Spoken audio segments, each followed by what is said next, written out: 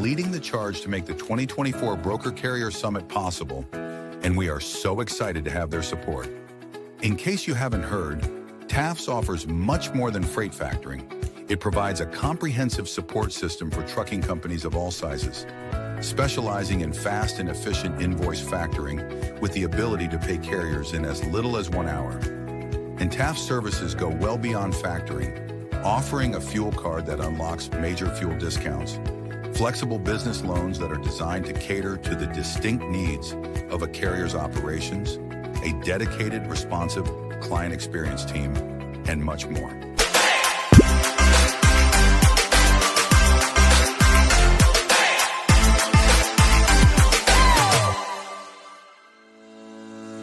Black Box Logistics is a 3PL freight brokerage based out of Birmingham, Alabama. Black Box Logistics was formed in 2020 by 3 friends, Logan Dyer, William Graves, and Will Hopkins, in a basement office with the goal of bringing transparency around the clock communication and hassle-free customer experience to the table.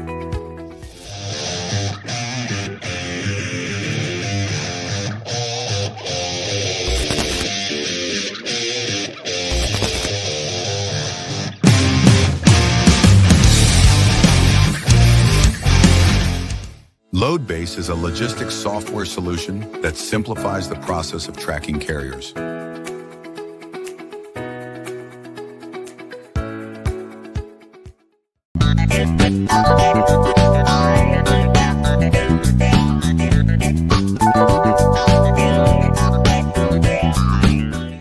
Multi-service fuel card, the industry's first fuel card, was created by an over-the-road truck driver in 1978 to offer a safe, simple, and cost-effective way to handle fuel and trucking expenses.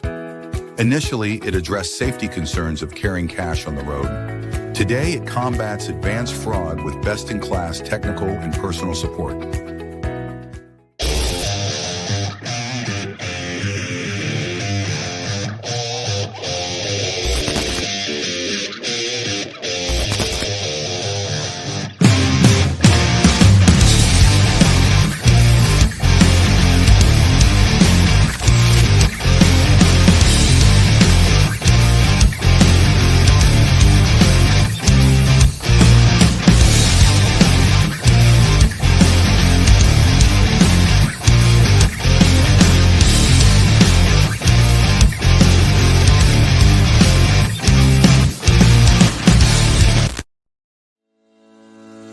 Salesdash CRM is built for freight broker and agent sales teams. Manage your shipper prospecting and follow-ups. Organize your carriers in the lanes they run.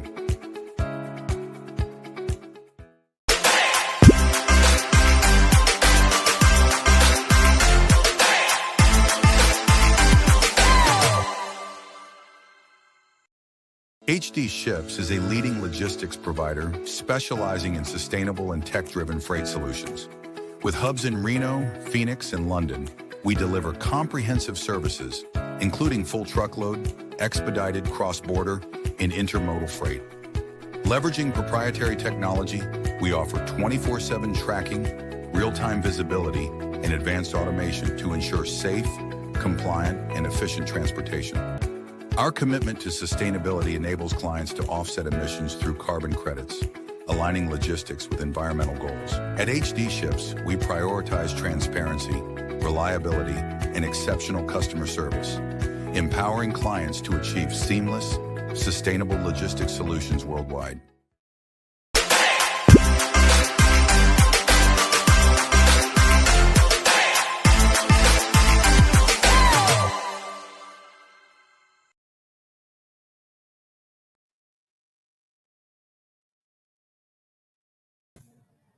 All right, I think we're live. I think we figured this out.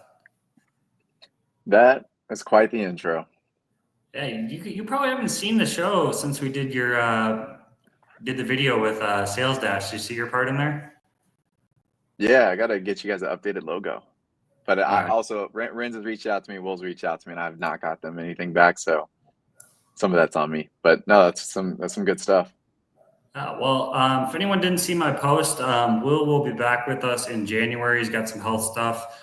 So Josh generously went one of our sponsors, is going to be co-hosting for the next week. We got the boys on the Logistics Lounge today backstage. We'll add them in a second. Just to run down our sponsors, we greatly appreciate them. Multi-service fuel card, been around since 1978. One of the oldest fuel cards out there, if not the oldest. Great rates. If you're a broker, you can have a fuel card through them as well. Black Box Logistics, Will's company, HD Ships, where I recruit agents for. Loadbase, great tracking software. Will and I have seen his product. Stan used to be a dispatcher. Go hit up Stan if you're looking for tracking services. Since we have Josh here, normally me or Will would talk about Salesdash, but maybe Josh wants to touch on Salesdash. Yeah, we're proud sponsor number one, baby. So at Salesdash, we're just a CRM for freight brokerages, freight agencies, where you can manage your shipper leads. And we also have a carrier side to the CRM where you can organize your carrier lane preferences. So proud sponsor of the pod, and good to be here as a substitute co-host.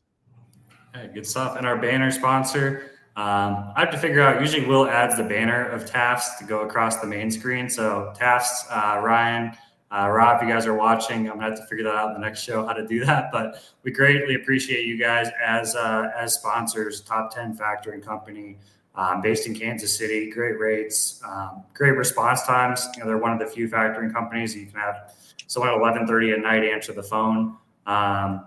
Just great people all together. But yeah, we're looking forward to having Rob and Hunter on the show today. Unless you got anything else, Josh, I'll add him on and we'll get going. No, let's get him up here. All right, let's do it.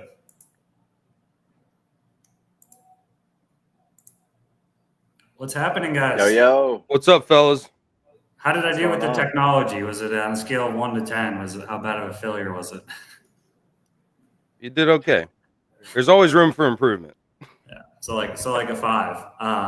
But yeah, thanks for joining us, guys. I mean, I think a lot of people probably watching know who you guys are, but you guys want to maybe just kind of give an intro to the audience. Go on, Pedro. Hey, I mean, I don't know, Pedro Potato here, broker by trade. I do a podcast just because we can, and I'm just here hanging out. That's all, man. That's all. Just here hanging out. Matt said that we were finally up to the level that we could come on his podcast. So we were we're not worthy, bro. We're not, you know what I mean? So wow. Yeah, I'm just here. That's all. Absolutely. Well, my name's Hunter Woodfin, also known as the Freight Hound here in the lounge. I work for PCT Logistics. We specialize in temperature controlled LTL and consolidation, specialize in the fine wine industry. Also do beer and spirits and anything from plants to pharmaceuticals, and been in the industry for about 7 years now. Started off as a broker, not a broker now. But yeah, kind of done it all. Been around the world and seen a few things. Met Rob, actually traveling across the world. Started up our alpaca farm, where we came up with a dream for the Logistics Lounge, and here we are today. How did that start? You said you were traveling and you met Rob, or how did that? I've heard this story before, but I forgot. How did you guys get the idea to start the lounge? What kind of went into that? Yeah, absolutely. So it was about 10 years back. I was sailing across the Pacific and needed a spot to take a break and restock, do some work on the boat, and actually saw Rob there in Guam, sailing from Asia to the Americas, and he was running an alpaca farm, and we kind of hit it off there. And he said, "Dude, I love logistics. I want to do this." So we sold the alpaca farm for 30 coconuts and a boat. And so we had 2 boats, made it back to America, started up the lounge, and here we are today. So, wow. But really, yeah, man, me and Rob met last summer. I was actually soliciting him for some business when I was working in the international space. Shut up, Bill. Yeah, solicited him on some business, and I'd known him for a few years, and so we kind of started chit-chatting it up, just catching up, and he was like, "Man, I'll just see all these shows on LinkedIn, and, I wanna watch them, I wanna be informed, and, I kinda wanna do this own thing, like my own thing, and, kinda solidify ourselves in this space." So, went to eat some Mexican food that night with my mom, and I was on ChatGPT and came up with the name Logistics Lounge. A week later, August 1st, we did our first show. I was 15 minutes late, and those were the dumpster fire days. And yeah, it's been a journey, man. It's been a journey. You guys are That's pretty awesome. How teched long? out. Or go ahead, Rob. Sorry. I wasn't saying nothing. No, I was going to ask him how long they've been running the show for so far. Yeah, so August 1st of 2023 was our first show. So about a year and a half now. That's awesome, man. I know I met you. Hunter, are you out of Nashville? I am, yeah. We met at that Okay. bar in Brentwood, I believe, for the Yeah, National the Transportation Club. Yep. Yeah. Okay, I think I still got my sticker and everything. There you go. I asked Hunter before the show. I was like, you know Josh, right? Because you guys are in Nashville, and he thought you guys might have met too. So Nashville's like a mini hub for transportation. Yeah, definitely for the tech side of things. We're not quite Chattanooga in the carrier side of life, but we got a good little crowd here, man. It's awesome to see so many people out of Tennessee doing what we do. Big fan of the lounge, Rob and Hunter from Bill. Bill, thanks for. We're a big fan of you, Bill. Sage gave me a bad on my technology, so at least you gave me That's a good bad, right? Bad to the bone. Yeah, he meant like bad, dude. It was bad, bro. Yeah. Bad, but in a good way. So what about you, Pedro? For people who don't know you, what's I mean, we kind of got the backstory of the lounge, but yeah, kind of give an intro to the audience about yourself.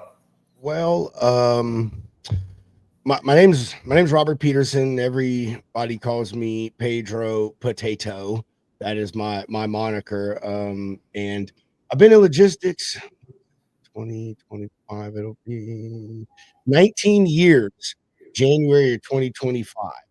So the end of January 2025. I started in the military, was an 88 Mike, a truck driver, and had aspirations of becoming a warrant officer, but I got hurt and got out of the army, and it was like, man, I'll just go get my CDL and be a truck driver. And it was too easy at that time because all the companies, wanted to hire veterans and stuff because it was at the height of the war. And so I drove for 10 years and reached what I felt was the pinnacle of being a driver. I was making my best year. I made $90,000 as a company driver back in like the early 2010s, and there was no place paying better. And I was like, oh, I'll go get a degree and go sit in the office and make $100,000. Yeah, that didn't happen. I did get the degree, and I did go sit in the office and do the shipper stuff and the other things, but it wasn't $100,000.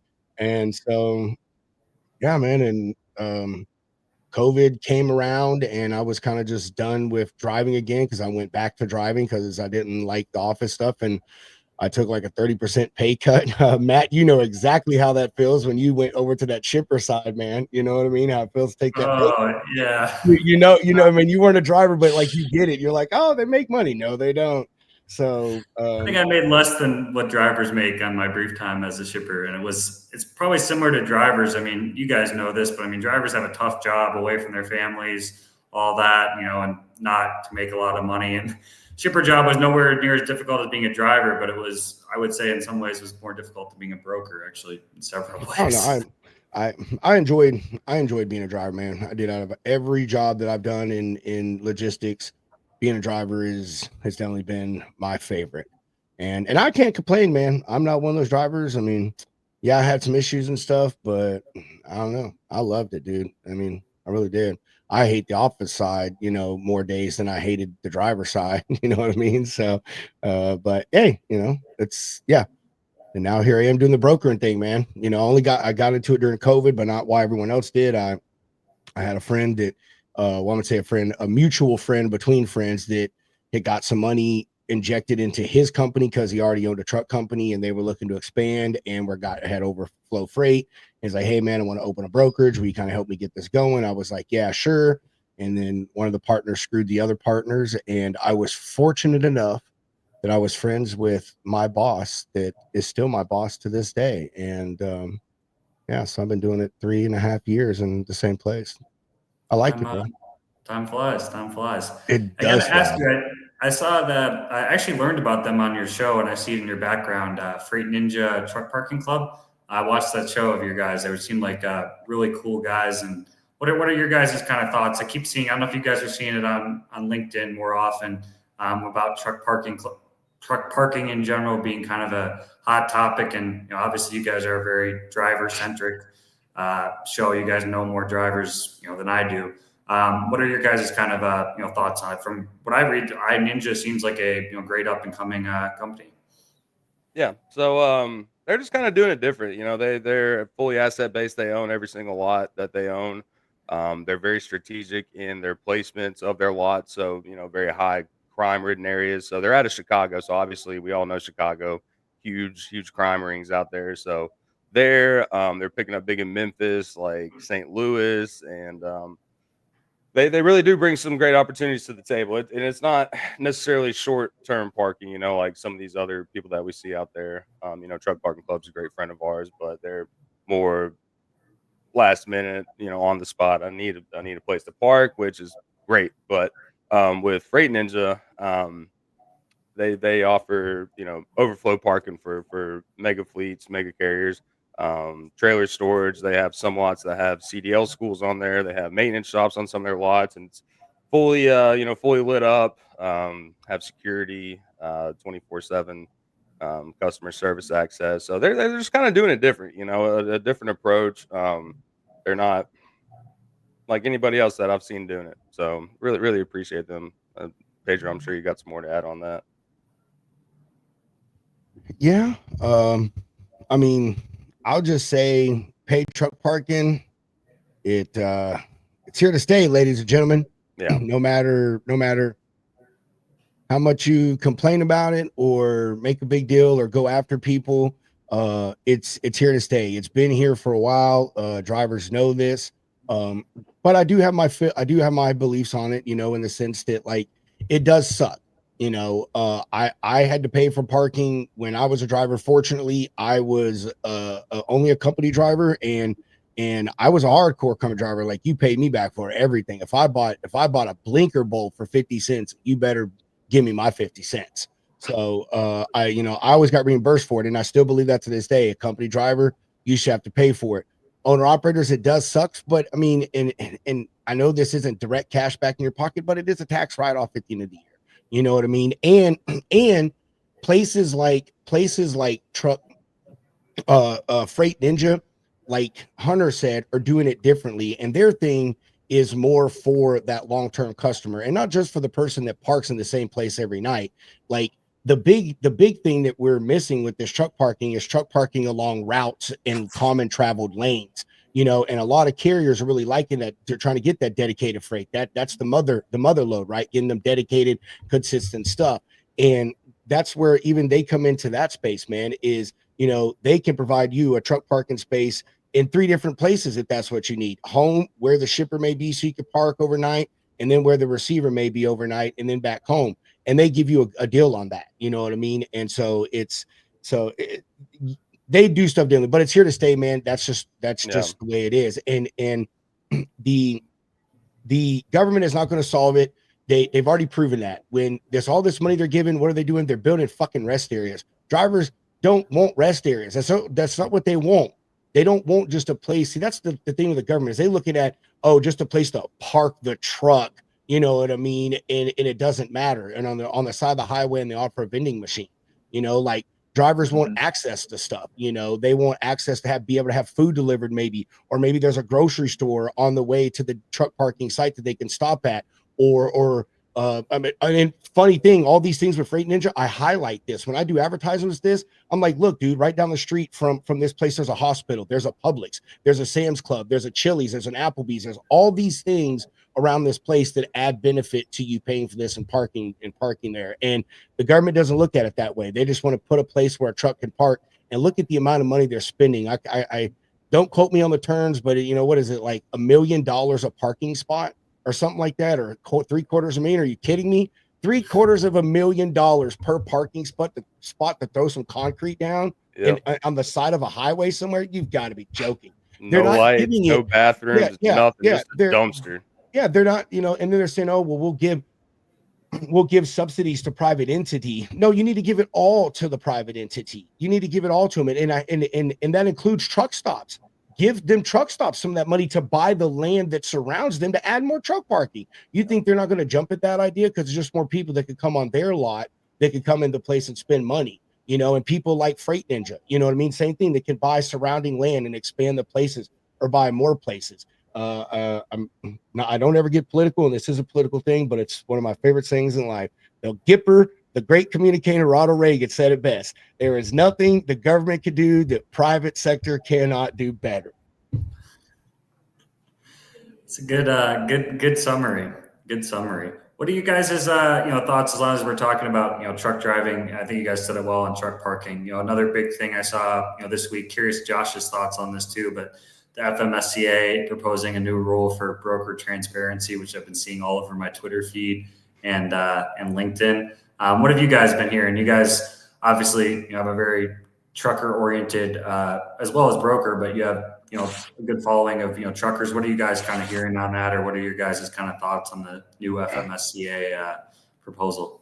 Yeah, I mean, the law's always been there where if you want to see the broker's rate, you can see that rate. However, I have heard that there are some red lines, small fine print down there that's like, we're not going to do freight with you. We're not going to do business with you unless you sign this contract, which states you cannot see our rate. However, I think at the end of the day, it really comes down to, as a driver, knowing your bottom dollar, knowing what rate you need per mile. Don't take the cheap freight just because you need it. And I understand there's so many more variables coming into play now, especially with the freight fraud. If you don't have any, inspections, or your authority is only 3 months old, well, yeah, it's going to be a little tricky. But one of our buddies, he's on all social medias as Millennial Trucker. Well, this dude went to Broker Carrier Summit, met 5 brokers face to face, and he's been running his own authority day one for, I think about 2 years now, and he hasn't had any issues.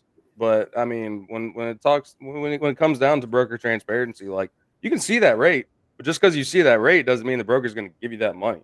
But Yeah. sales as a broker, man, there's so much in the background that goes on, like, that drivers don't see. And same with the drivers. And I'm not defending either side. I just don't think that that's going to be the answer, because you bring out this transparency. Well, what's going to happen after that?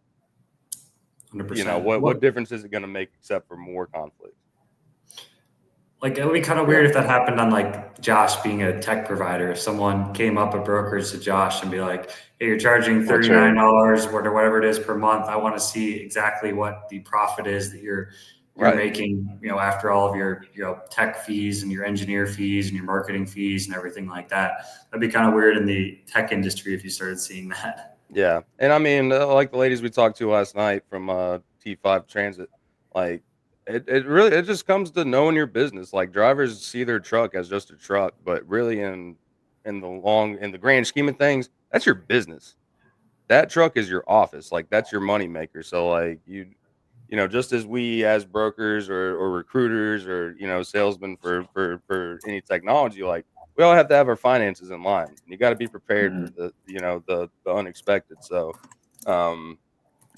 sure. I mean, I've always been transparent with my carriers. Like, hey, this is what I'm making, especially if it's tight margins. Like, hey, dude, like, here's what's going on. I need to make this much. I need to make this much, and it meets in the middle. But you see some people, like, I mean, John Rogers, dude, he's out there busting ass, and, like, he knows his business better than anybody else, and his carriers love him, knowing that he makes this money.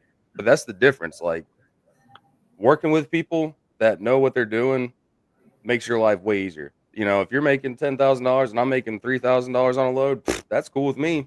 As long as my bottom dollar is paid for and I don't have to deal with any issues at the receiver, the shipper, like, on the road. Like, there's so many variables that go into it. Like, I mean, you look at the average rates, man. Like, average margins right now, 13%, maybe. 8% on a good day. Like, if it comes to fruition, like, I don't think anything will change.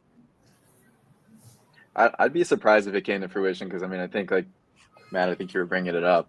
Just I guess knowing other people's margins, or trying to get into the the deep lines of their business in other industries. Like, I just don't know other industries that really do that, and I don't pay attention. I guess I don't, like, read too deep. I mean, I've seen a lot of broker transparency talk, and I just kind of see it as, like, the main post for what people are posting out there. But I guess my question is just, like there's obviously a reason and a value that brokers provide, and that's the reason why people go to them, right? Whether it's shippers or whether it's carriers and whatnot. So, but if you still have the capability to do what they're doing, I feel like it always comes back to the question of then why not then put in some of the work then to reach out to the shippers directly and get some of your own direct freight, right?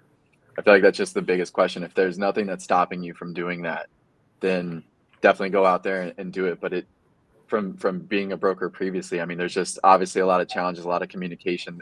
There's a lot of work in going into a broker that a lot of people don't also want to do, right? And brokers can say that vice versa, like they may not want to drive the truck.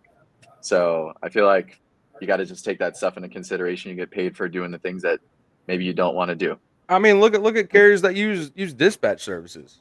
You think they're doing that for free? Hell no. Like, No. and most of the time those dispatchers are going to brokers, but a lot of carriers don't take the time.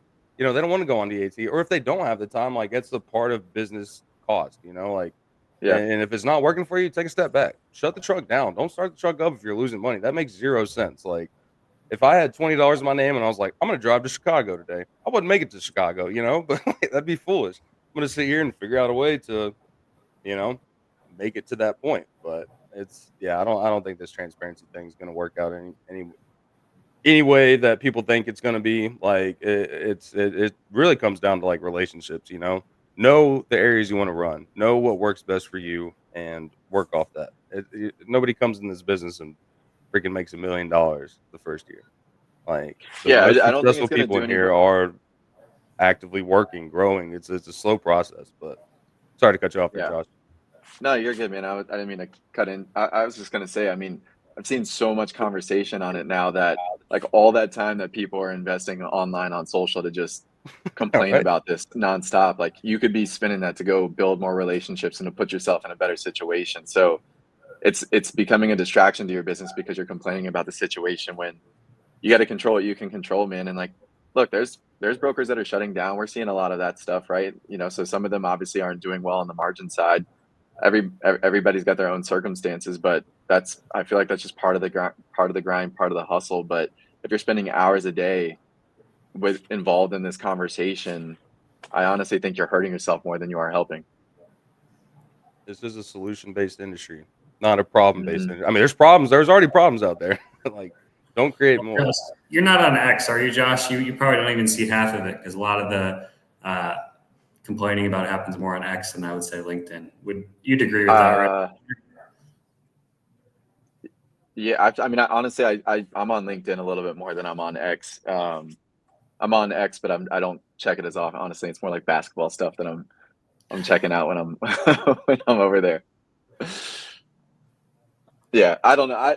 I've like changed up my social strategy just to kind of like I'm big on the distractions piece, man. Like I have one sticky note that's on my desk that says block out the noise, and I don't know, just the way that I look at stuff is just like a lot of this shit just becomes distractions and pulls you away from your business and what you can be doing to grow your stuff. And so at the end of the day, like the biggest thing for me is I work with brokerages, I work with some asset based companies on their CRM, and like I need to be putting more of my energy into that kind of stuff. And there's always going to be talk out there, but some of it can just be really distracting. And I've just like anybody else, I think found myself getting into some of the rabbit holes. And then I'm like, what in the world did I just spend that past 20, 30 minutes doing, you know, and how's that actually going to help with my current circumstance? So I don't know. Just try to drown out some of the noise. 100%. I'm not in a bathroom, Sage. See Columbia out the window here. I'm in a Let's go. conference room. Yeah, you're getting some hate on your audio in the comments. Yeah, I know. I may need to get a microphone. I'm not sure. I saw that as well. Is it pretty bad? I just got a little echo there, but it doesn't sound shitty. All right. Yeah, no, you're fine. You're in Columbia, dude. You're fucking having a way better time than we are here. It's cold, dude. Escaping the Minnesota weather for sure. You guys got some traveling coming up to more conferences? You gotta try to hook up with old Juan Bania. I'm not in the same city, but I was talking to him. If I do go down to how do you say it? Medellin. Medellin. There's a couple people I told if I come down there, we'll meet up. It's only it's kind of weird in Colombia. Everything's an hour flight. It's not like the U.S., but you can go to any city in Colombia with like an hour flight. What part of Colombia are you in? I don't know what region it is. Place called Bucaramanga. How close He's was up in the the pent. He's overtime? up in the penthouse. And the pen, yeah, it looks like it. No, I'm in the office. I'm in an office building here, but yeah, Bucaramanga is in kind of like the mountain area, but it's nice here. Not much to complain about. The weather is much better than Minnesota. Were you guys any conferences or any travel coming up for the lounge? Nothing planned until Matt's. I don't think there's anything really going on before then, but yeah, we got some big plans coming up for that show, and so really just focusing on that and building the show up for the next year. So we'll be taking a 2-week hiatus coming up, not next week, but the week after, up until the New Year. So if you know of any shows, holler at us. Love to go. How long are you gonna be in Columbia, Matt? To be determined. My sister's getting married in Minnesota in January. I don't know why in the world she picked Minnesota to get married in January in freezing weather, but I kind of have to go back for that. So sometime in January. I just don't know exactly when, but Right on. Yeah, Matt's is the only one planned, and then right after that, I believe Broker Carrier Summit's going on in Kansas City. Pedro, is that correct? No, Indy, isn't it? Indiana. Indianapolis. Okay. you guys gonna go back for that one? I'm planning on going back. That was fun. Oh yeah, dude, that I will never miss one. That's probably my Dude, favorite show outside of Matt. I would never miss a chance to mess with Dan Lindsay in person. Never. Why is that? Never. Just because he's a fun guy to fuck with. That's all. I like Dan. He's old jarhead, man. He's old Marine. I like messing with Dan. He's good. Yeah, He's a good and guy. especially Man. you see them running around like, dude, show operation. I couldn't imagine running that show, especially them bootstrapping as much as they are. Like, dude, you cannot catch him, Trey Griggs, even old Coleman, dude. Coleman's running around like it's a good time. But yeah, Dan's just constantly on the ball, so you got to throw him off his rockers every now and then. Yeah, he's done a great job at that conference, though. I mean, from where they started to where they're at now. I mean, I don't know too much about the conference scene, but pretty fast growth for a conference. And yeah, it was really well put together. I like the idea. I've not been to other conferences, but the idea of not having booths was kind of unique, and I think it really went over well with everybody. Yeah, especially that first night, when they had I call it the speed dating, but it was the speed networking. Like, yeah, everybody's just in there, cut loose, have a couple drinks. I don't know what you do, you don't know what I do, and I mean, shit, I don't have the stack of cards, but I mean, probably good 40 people that first night just shooting the shit. Yeah, and a lot of good things come out of it. But yeah, the booth thing, we were actually talking about that. Like, it's you see a booth, you walk up, and both parties know, like, all right, I'm either going to try and sell you, or it's just like not as organic as like, oh hey man, I see you're drinking a Miller, or even you and me, Matt, standing outside having a smoke, like catching up, just little shit like that, just being in a social environment, like getting away, and it's not as forced. I really appreciate that side of it. Hunter, did you guys do a show, like a live show while you guys were out there? We did too.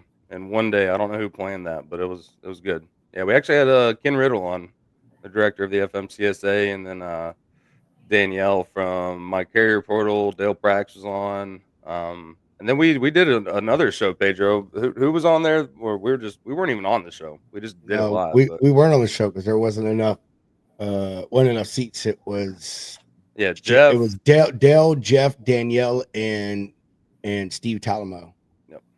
Of the Talamo Bros. Nice. Are you guys going to be doing one at Matt's?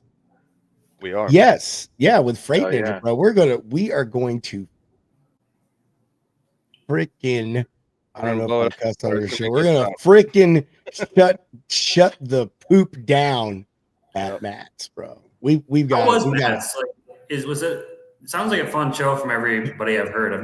Where is it exactly again? It's in Louisville. Okay. Kentucky. In March or February? Into March. It's like usually the last weekend in March. Yep. Okay. It's great, man. Like it's just a great place, man. Like, dude, it's predominantly supposed to be a truck show, but so many people come that, like, it doesn't matter what you do. If you're in logistics, go to Matt's, because everyone freaking goes there. Everybody. I mean, it was absolutely crazy, man. So yeah, we're excited to go back. We went this year, and we thought we were prepared, and we were not. You can't be So prepared yeah, unless you go. Yeah, Bring it, comfortable What shoes. do We you? walked 30 miles in 3 days, yeah. and that's not an exaggeration. No, Oh, it was damn. like 37. I think it was 37 final miles is what we walked. Yeah. You guys gonna do anything big for the show? You able to share anything?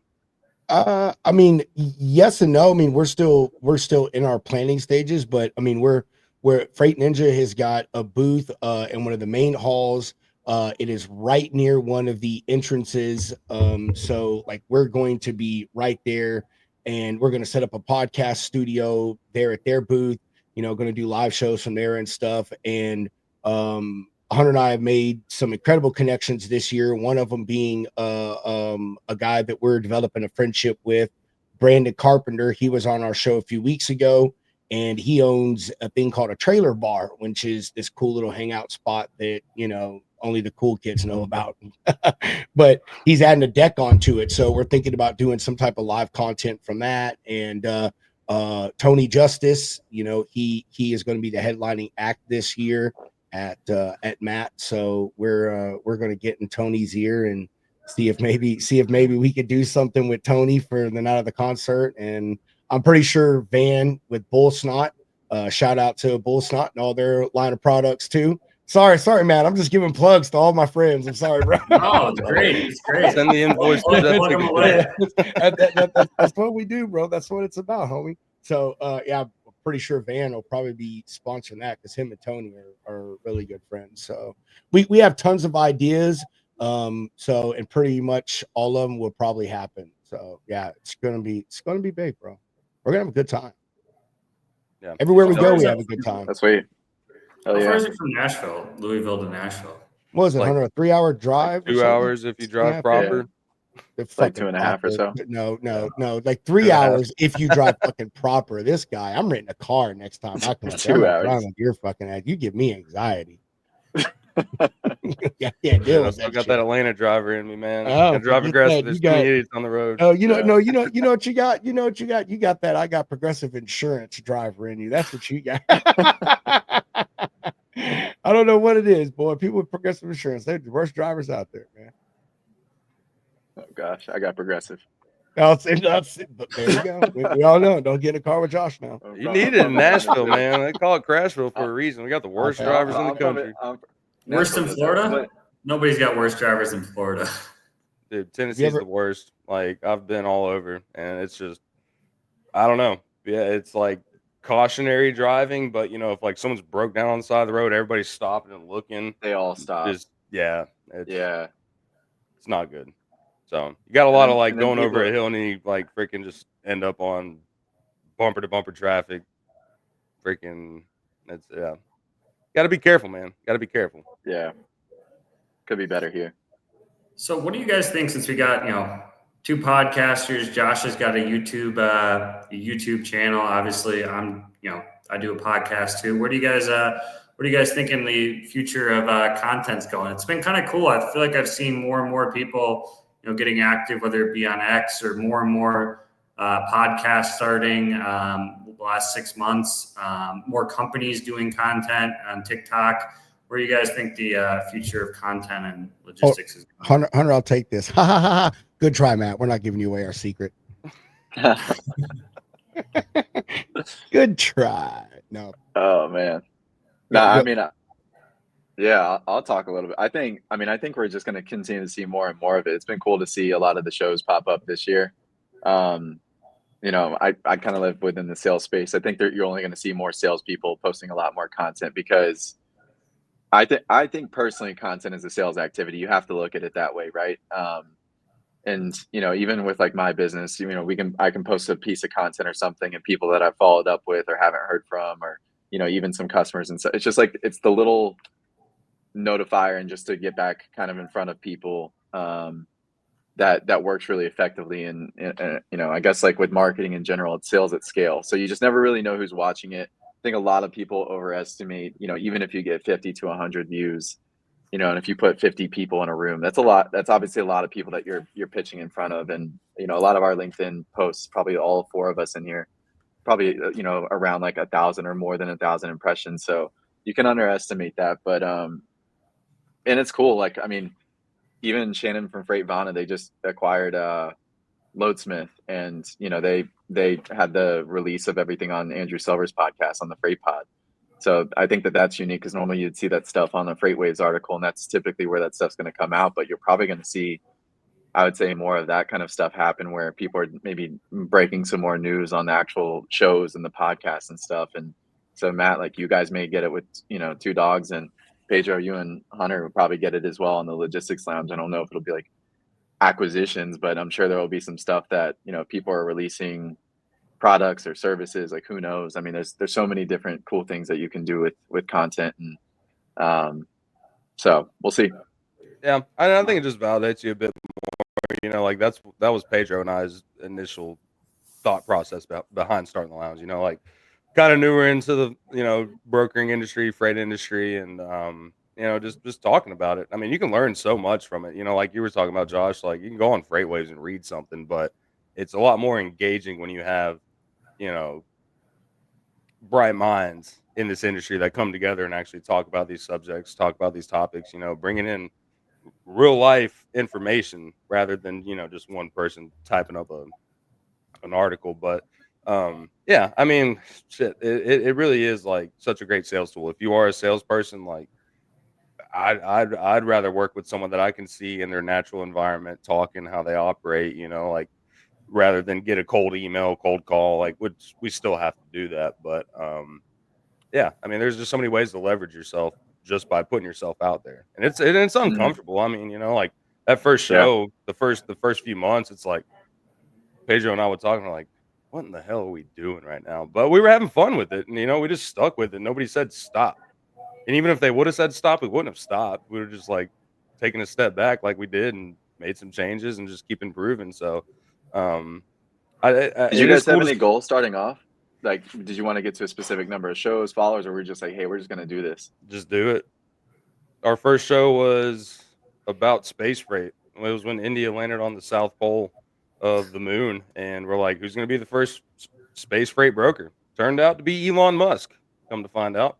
Delivering a load to the International Space Station. But yeah, I mean, it's just click, record, click, go live, and just keep going with it. Because, you do see a lot of new shows come out and then just kind of dwindle away. But, it is good. It is beneficial. And especially like you were talking about, with companies doing that, that is very interesting. Like it's there's no news outlet for, we don't have like CNN or Fox for freight. Mm-mm. So, like, you just got to make it yourself. Whatever you want to put out there. If you have something to say, like, get out there and say it.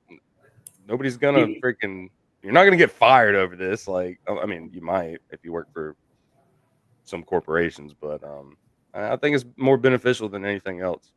So it's kind of interesting. I feel like we do kind of somehow have like kind of somewhat news in that sense. Like, I remember there's a lot of talks about when the market was switching and Freight Waves and Jason Miller, who's like big, had total different ideas, and we're just going after what the real news is and what the market is. So, I mean, it's not like CNN, MSNBC, Fox, that kind of news, but it is funny sometimes that people obviously report the news a little bit differently. But yeah, you see the different entities, the different sides of life, like the driver shortage situation. Like, that is one of my favorite things of all time. Like, I don't think the driver shortage exists, but some people will die on that hill all day long, and it is hilarious because they're misinformed. We'll have Jason Miller. Jason Miller is coming on our show next week. Next week. It is next week. Nice. Yeah, him and Steve Vicelli. I saw him on. He does a panel with, I think it's him, Ken Adamo, Samantha Jones. She has like 4 people on to talk about the market every 6 months. It's a pretty popular market update. But yeah, smart guy. I want to get that guy Ken on just because, like, he fucking seems funny, dude. that guy, bro, he trolls his trollers, and it absolutely cracks me up, man. I want to reach out to him, see if we can get him on the show. Like, I would like to talk to him. Are you talking about Ken? Yeah, yeah. Ken, we had him on.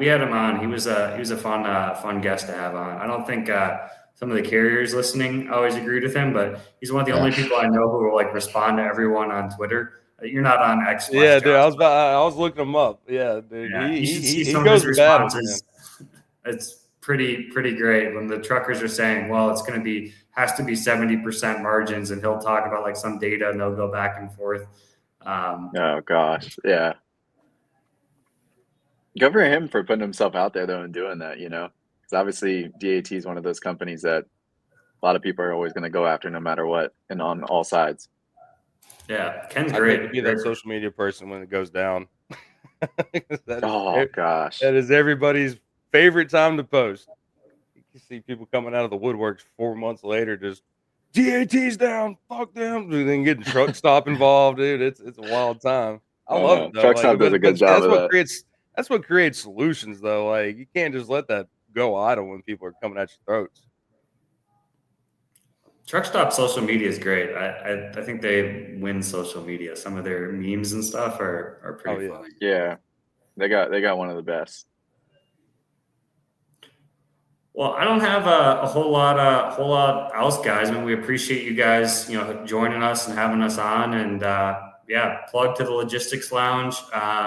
When do you guys do your shows now? It's every Friday, and then you guys are doing a show on Tuesday too. Or you guys have? They can check out your page for, you know, live shows. But you guys do what, twice a week? Yeah, Wednesdays and Fridays, starting at 4 p.m. Central Time ish. And then Mondays we have John Cantera with Stop the Scam. That's under the Lounge Media Group. So yeah, those are when our shows are. We do pop-up shows every now and then, but yeah, you can go to logisticsloungeshow.com to check out all of our resources. Check out the homies page, check out our merch page where you can get one of those sweet hats like Pedro has. You got spill kits from Spill Bully on there.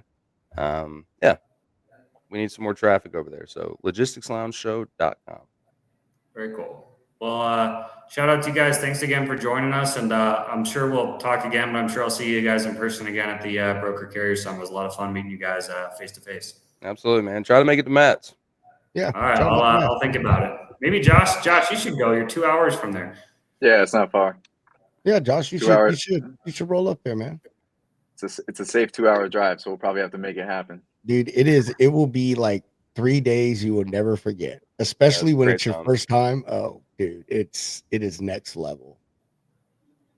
Yeah, I'm gonna check it out because I had heard about it last year. I think I looked it up, but it was like a week in advance, and I can't remember if we had some other stuff going on. But yeah, that one looks more unique compared to a lot of the other conferences. It is. And most of the ones that I go to, you know, like it's free just or a bunch it's of not tech very vendors. It is free, and it is so fucking fun, dude. It is so Matt, you fun. can Oh, is it actually really get free? a media pass. You can get a media pass, man. We'll hook you up with the contacts there. But yeah, dude, you can show up the day before the show starts, and then they have like a media room where you get breakfast, lunch, you have drinks in there. They have podcast booths, they have the internet, and you know, all the hookups, couches. You can go in there and hang out. And so it's well worth it. Like badass trucks as far as the eye can see. Last year they had like a tractor pool, some monster trucks, I think. But yeah, it's a good time.